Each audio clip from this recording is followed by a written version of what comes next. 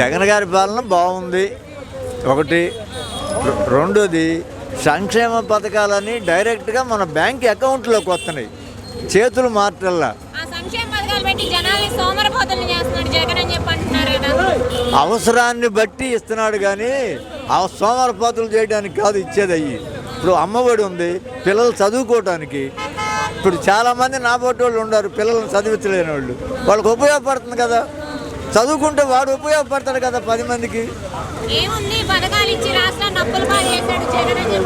ఏమి లేదు, చంద్రబాబు నాయుడు చేసినంత తప్పు జగన్మోహన్ రెడ్డి చేయలే. వాళ్ళు అనుకోవటమే, రాస్తున్నారు, వింటున్నాం, అంతవరకే. వాళ్ళు ఇద్దరు అన్న చెల్లెలు.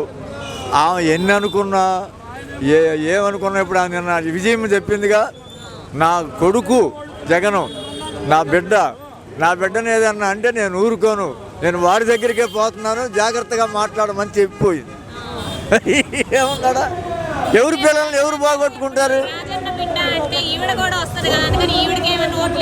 ఏమికి ఆడపిల్ల అవతల ఒక ఇంటికి ఇచ్చాం. పార్టీ కాంగ్రెస్ పార్టీ అనేది లేదు. అది ఏది ఆంధ్రప్రదేశ్లో కాంగ్రెస్ పార్టీ లేదు. 1.5 కూడా లేదు. ఏది 1.5 కూడా శాతం లేదు. ఎందుకు?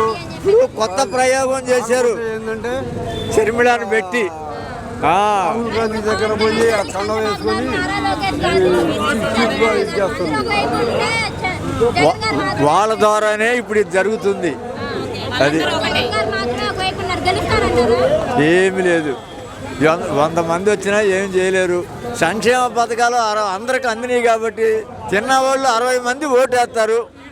మిగిలిన వాళ్ళ సంగతి నాకు తెలియదు. 60 మంది అయితే డెఫినెట్గా జగన్ గెలుస్తాడు.